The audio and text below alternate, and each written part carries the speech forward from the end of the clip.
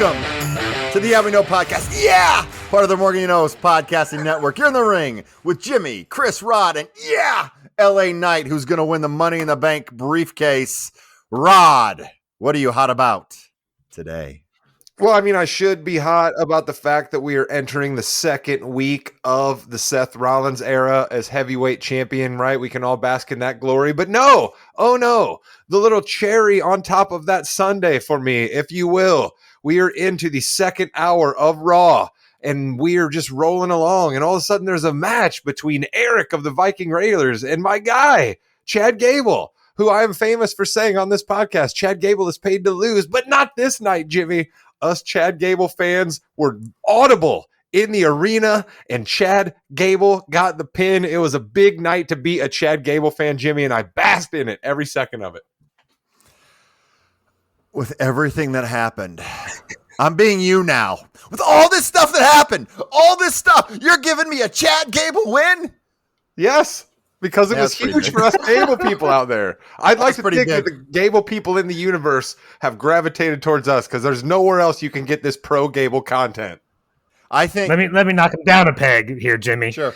I don't think that they gave Gable the win because he deserved it. I think they gave him the win to push Maxine a little bit harder in the Alpha Academy.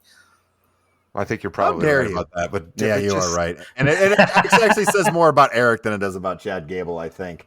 That's probably true. But Rod, you did mention we are in the Seth Rollins era. Do you know the breaking news on Seth Rollins and the World Championship? I do know the breaking news. You're talking about the open call for the championship next Friday in Cleveland, Ohio, where he will probably wrestle Logan Paul for the championship? No, Rod. I'm talking about next Tuesday. Oh, yes, NXT, actually, right? Where he's going to show up there against Braun Breaker. I thought that was tonight. I recorded NXT tonight. I was going to go to this later. He accepted the challenge. We have a World Heavyweight Championship match on NXT. Brand split. It's never changing, people. We have a World Championship match on NXT between Seth Rollins and Braun Breaker. What are we doing? We need people to watch NXT that bad, Chris? Wait a minute. Doesn't Baron Corbin solve all of NXT's problems? I'm sorry. Yeah, he should have just probably had that, right? Yeah, that's a valid point. But seriously, that's a pretty big match. You're telling me Mustafa Ali isn't enough to solve NXT's problems, Jim? I don't think so. I think they have to bring in their world champion who was drafted to Raw to go to SmackDown or to go to NXT. I mean, this isn't making me want to watch NXT. I don't have any doubt in my mind that Rollins isn't going to walk away winning. Oh, come on. This is Vince McMahon. Vince McMahon could absolutely screw Seth Rollins on this deal just to try to get Braun Breaker over. He absolutely could do that. Vince is crazy. He just let Chad Gable win. They already have a match set for Money in the Bank with him and Finn Balor. They're not going to ruin that match. Which people do not seem to care about. Good Lord. That was an incredible segment between Balor and Rollins, Jimmy. It was incredible. About this other Rollins match, which is fine. I'm going to be watching. Chris is not going to be watching. Shout out to Mark, who all of these years, the Cleveland Crippler, has been coming on this podcast, and I've been making fun of him for watching NXT, and he always tells me, Rod, you should watch. Well, guess what? All they had to do is bring my boy on to fight a title match, and I'll check it out. There you go. So, yes, Rollins now has a championship contender for the July 1 Money in the Bank show in London, and that is Finn Balor, who loses every match he wrestles, will continue to lose this match as well. Hey, bring the Demon out. Let's have the Demon lose again. Why the hell not, right, Rod? I mean, it was incredible for my guy Seth to get the crowd singing for that long. That was a lit, raw crowd in a lot of different ways on Monday night. But I just think that speaks to it. People just don't care. And then Rollins played off of it, and I wonder how much of that was scripted, and I wonder how much of that they just had to come out of because the crowd just wouldn't stop singing. People are just yeah, Finn, fine, but we also don't care. And that's why we're going to sing the entire time you're trying to talk. Okay, so I am the newbie here. What in the world was Finn Balor talking about? Because I was lost. I don't know what he means when he cost him a year of his life. I'll talk about that. Sure. So when the Universal title was first introduced, the belt that they just threw away, Chris, that Roman Reigns had, that is now the other belt. Yeah, so the red belt. Okay. They had a championship match between Seth Rollins and Finn Balor. Okay, great matchup. Seth Rollins did the power bomb into the side railing that he usually does, and when he did that, he tore Finn Balor's shoulder. Now Finn was hurt, finished the rest of the match, got the win, so he was the inaugural Universal Champion. The next night on Raw, he had to come out and forfeit the title because he was out for a very long time. It was a really bad injury. So that is a very good story to tell, but it was the finals of the tournament that Seth Rollins just won, and Balor's lost a little bit. So I would have liked to see Balor get a little bit more, get some more wins. Thank you. High profile wins. He gets a You know shot what I mean? because he's been moping. That's basically the story they just told us. Finn Balor's moping backstage. He's mad at the guys in the Judgment Day. Give him a title shot. What are we doing, Adam Pearce? Yeah. Why didn't they try to do this storyline when Balor first came back last year, or at least that I'm familiar with? He came back last year after hiatus when Rollins still had the U.S. title. Well, it's that would have been much more new title. I mean, new tournament. It's a lot more. It's got a lot more parallels on this one, I think. But I mean, that's a valid question for you as well. But this happened years ago, so it was really kind of just a callback to that, Chris. That's why. You remember when Priest and Rollins fought their match, Chris? You said that was a great match. At one point, Graves kind of shouted out that Rollins did the move to Priest that Jimmy was telling you about that actually took. So, you know what I mean? Like, we're always doing that, as Jimmy will talk about so often, right? We're always alluding to past things that happened because everything has happened before in the world of the WWE, as Jimmy is really so keen to remind us about. Speaking of things that have happened before, your girl, dude, seriously, Charlotte's back. And she ruined my girl's new championship. So they have new championships. They finally did it right. They've got the women's. They've got the WWE Women's Championship, the World Women's Championship. They don't have to worry about this Raw SmackDown. The belt looks fine. It's the exact same belt, smaller, white instead of bigger and black. But Asuka having that belt's great. Charlotte comes out of nowhere because she's off her hiatus again. And, hey, I'm going to win the championship. Of course she's going to beat Asuka. She always beats Asuka. She's going to beat Asuka again. She's going to be the champion again for the 39th time. Hey, let's give Charlotte a storyline that doesn't involve her just coming in and winning the championship and then holding it for a little bit and then losing it again. It's old. It's happened before. This is ridiculous, which means, of course, Asuka's going to win. Chris, I'm going to go to you. I don't even want to hear you yet, Rod. I want to go to Chris first. It's my show. I thought it was telling that Charlotte seemed to be scared to show up when Rhea was getting her new belt. That's when I thought she should have showed up. Get revenge on Rhea. She's on SmackDown. Can't. It's. We already talked about brand crossovers. We knew it's not going to last. So I don't see what the big problem was. All right. Go for it. Give me your delusional. Hey, this is why this happened. Da, da, da, da, da. She's the best ever. Da, da, da, da, da. She's the queen. Go ahead. Jimmy basically just gave you the version of it right there. I mean, why do I have to do it? Does anybody want any personality behind it? Does anybody want any vigor? Does anybody want any wit, any wisdom? No, you don't really. All you just want is what Jimmy just gave you right there. Here's what I would say. You're all mad about the bloodline, but it works, right? It works. We had to milk it and milk it and milk it, right? And what's the other thing that the WWE loves to do? Play upon family history. What's Charlotte's father most famous for? The most times winning the belt. Charlotte already has that number for the women, but wouldn't it be so cool if one day she hit the same number as her dad? You know we're going there. So I have no problem with them continuing to tell the same story. Charlotte, run off. Take your little Instagram thirst trap pictures that you throw out there all the time while you're off, because that basically seems all that you do is you go on these photo shoots and you throw pictures up every week, once like a week, and then you come back and fight people, and there we are, like Jimmy said. I get it. I'm not against it because I love the queen, but maybe, Jim, you could be onto something, but not quite yet. Not quite yet. We're not there. She's not Cena yet. I love how we completely agree on this whole situation, but we're completely on opposite ends of the... Oh, God. Okay, let's go to Cody Rhodes and Dominic. I love this for Money in the Bank. I'm going to tell you why, because Dominic's going to win, and it's just gonna. People are gonna hate him even more, and I love this. What a great storyline! Dominic's gonna win. Lesnar's gonna interfere. Set that match up great. Give Dominic the win over Cody Rhodes to talk about later. I love this, Rod. This is going to be Dom's new when I spent time in prison, right? When he gets this win over Cody Rhodes, this is going to be the new thing that he gets to bring up every time he comes out and talks in the ring. Every time he cuts a promo in the back, it's going to be the thing that gets pops out of the crowd. It's absolutely brilliant. It continues to be masterstroke what they are doing with Dominic Mysterio.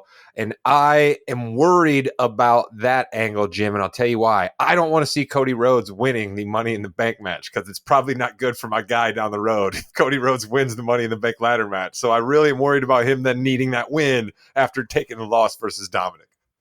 Yeah, and we're going to talk about that Money in the Bank match here in a minute. But Chris King, Dominic, Cody Rhodes, thoughts on that one? Yeah, I love it. And it needs to open up the premium live event, I think, because no one gets that crowd more involved than what Dom does right now. I mean, the Latino heat that he brings into those into the squared circle is insane. Get out.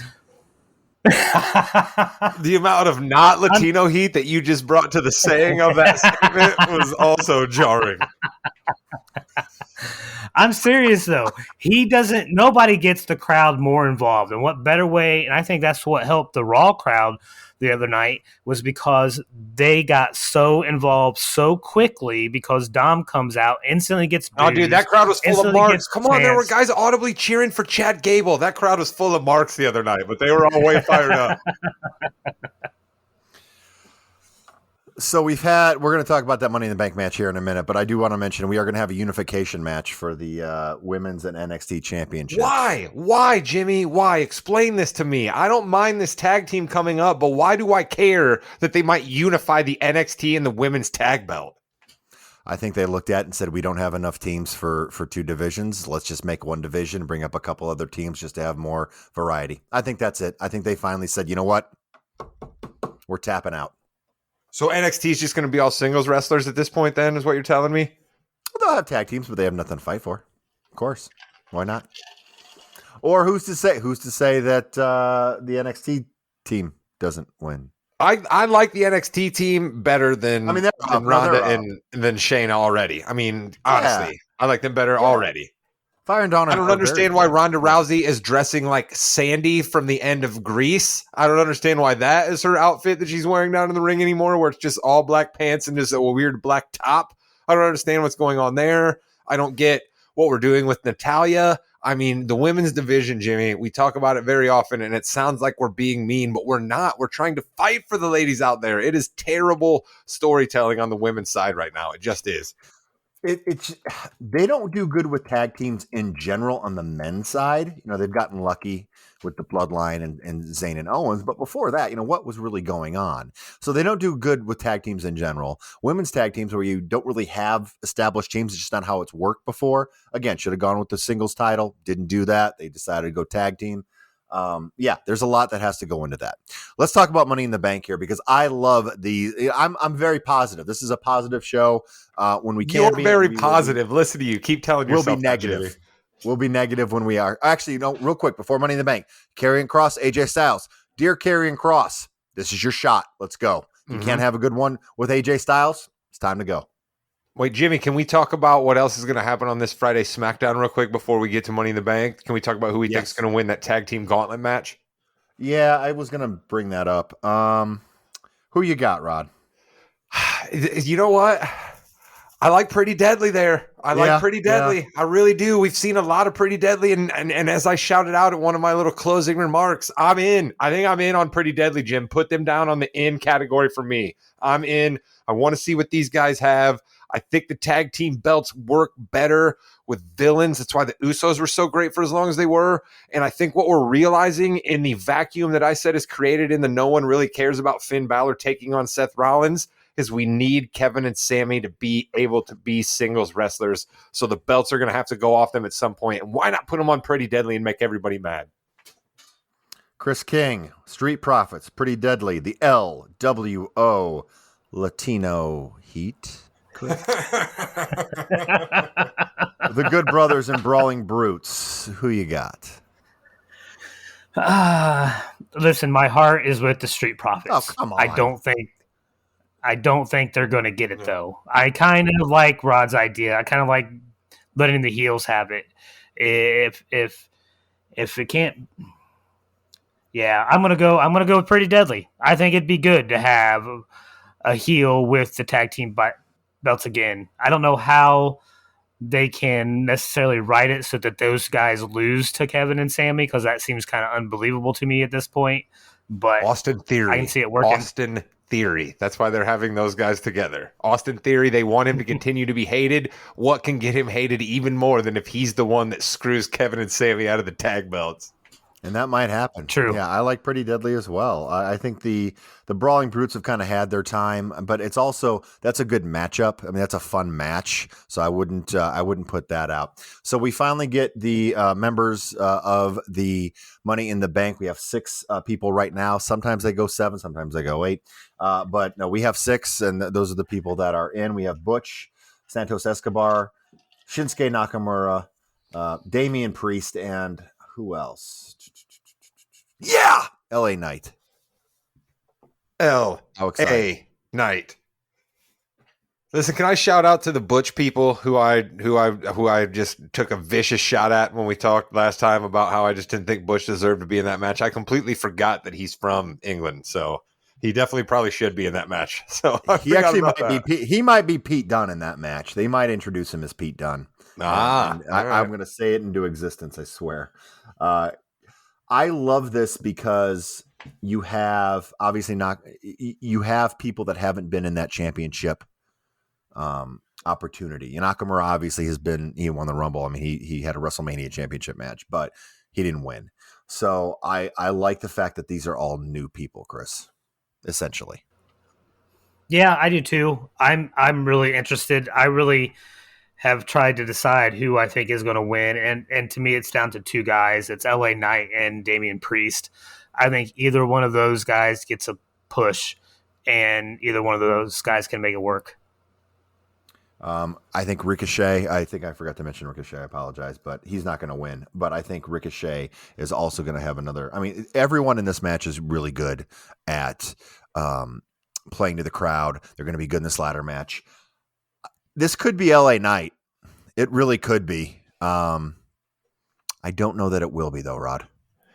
No, listen, as much as I would love to try to speak it into existence with you, that our guy, the Megastar, gets the briefcase, and then we get a chance to see him here quite a bit, where, can walk out with the briefcase and flash it around and hold the briefcase up when he does the LA Knight 3-way point across the sky. Mm-hmm. But I'm going to swerve here, man. I like Shinsuke in this match. We're doing an awful lot where we're building Shinsuke up. He looks... You're just going to need somebody, as I said right now, and we're not any closer to Kevin and Sammy losing those belts, because quite frankly, you could have taken them from them on Raw last night with Imperium. That was a great match. You could have taken it from them then, and you didn't. So we're not any closer to those guys losing the belts. So why not have it be Shin? Why not? If you have Pete Dunne climbing that ladder in England, he's doing that at some point, Jim. That's happening. For one night, and he pulls that briefcase down. And he wins. It doesn't matter. Theory won. He would offer the U.S. title. Who cares, right? It's about the story. And, I forgot about that. That's right. He did. Yeah. Hey, I'm not going to go for the world. I'm not going to go against Roman Reigns. Why would I do that? You moron. So Butch would be good. Escobar, you could bring the LWO involved with Rollins. Rollins gets a couple friends. Could do that. Priest, you've already done. I don't see Priest doing that. Ricochet, I just don't see at this point. But Nakamura would be a good one too, and that'd be a great matchup, Nakamura and Seth Rollins. Yeah, I just think he's the only guy that's got any kind of stature that you'd see walking out of there, right? I mean, that's why in years past, or at least when I've done this with you before, Jim, I try to figure like a guy, okay, who could they actually see putting the belt on? That's the guy they're going to let have the briefcase. And then last year we tried to argue about all that, and then they put somebody in the match right before the match that wasn't even in it. You know what I mean? So who knows? They could bring somebody. They could actually put Cody Rhodes in this match. Goldberg's winning this. How about that? Let's just say that. Why not, right? Edge. All of a sudden we hear Edge's music. He's back. Where is Edge? He lost, and didn't they? Wasn't he in one of the qualifiers for it? I don't remember. No, he was in one of the qualifiers for the heavyweight belt, and then that was Yes, the last he time we was. saw him. Shocking. He'll be back. Don't worry. That's his character. That's all he does. All right, before we go, Chris King, anything you want to hit on? No, I think we covered it. The only other thing, there's one other thing I want to say is that power bomb that Sami Zayn did at the end of that tag match against Imperium. That was very, very cool. I don't think I've ever seen him pull a move It's a like Blue that. Thunder Bomb. He does one every match. I don't know. That looked pretty. I mean, it was cool that he pulled it off at the end of the match, right? After he had just gotten those 2 lariats from hell from Gunther, and he kicked out. Oh, you mean on 3? You know what I mean? Like, that's what I mean. It was a great match, but no, man, he does Blue Thunder Bombs all the time. Jimmy, back me up here. I enjoyed that one. Oh, he does Blue Thunder Bombs all the time. But again, it's who's taking it. Maybe that's what he liked a little bit more. He took it very well there. How about that? We'll try that one. Oh, yeah. Rod, anything before we head out today? I want to continue to shout out Bronson Reed. I just really, I think that's another guy that, like, we're all just going to have to come to grips with. This guy can wrestle, and I think this guy's got charisma enough that he can be something. So let's go, Bronson Reed. I see you. Pretty Deadly's already moved all the way up into the in list. Let's see how fast you can rise, my boy. And with that, you've been listening to the Yeah We Know podcast, part of the Morgan You Knows podcasting network. You're in the ring with Jimmy, Rod, and Chris. Goodbye, Internet.